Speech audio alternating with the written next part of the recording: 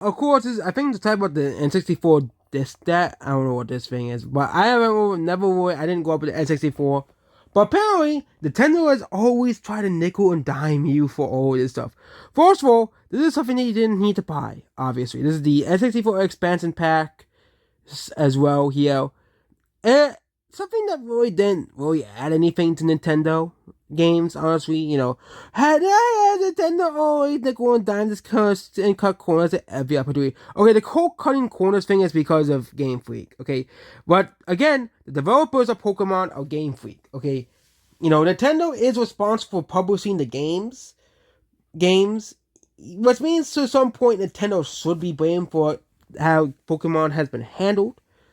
But it's really just so funny that Nintendo is the villain of the gaming industry. Nintendo is this evil, evil company, and it's just don't understand that, and yeah, of course, Nintendo has done bad things in the past, but I don't understand why comparing Nintendo now to EA over the N64 expansion pack. First of all, the N64 is already like like 3 decades old at this point, almost 3 decades old at this point. This is a very old console at this point, okay? You know, it came out like 1996, and we're now reaching the console's 30th anniversary at this point. And I just don't understand why again, I don't really know, man. I didn't grow up with the N64, I grew up with the GameCube.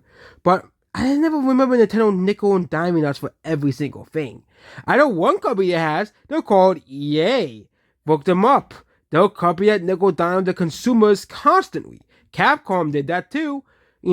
As well. And of course, let's we go Konami, they do that too. Activision, Blizzard, mobile game developers obviously do too. Okay, they try to do everything they can to nickel dime customers. Of course, in mobile games, a lot of those games are free, but with like games like with on this DLC and expand or just modern gaming in general, modern gaming is designed to nickel and dime you at every corner.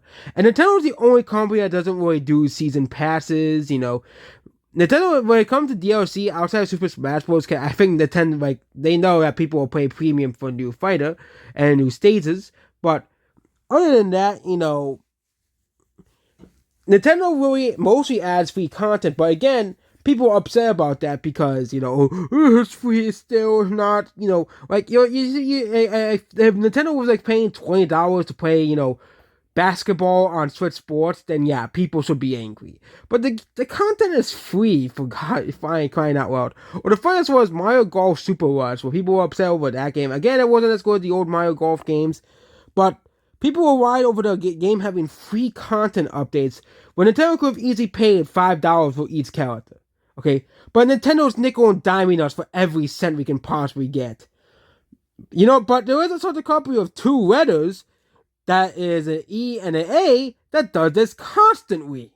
So yeah, goodbye.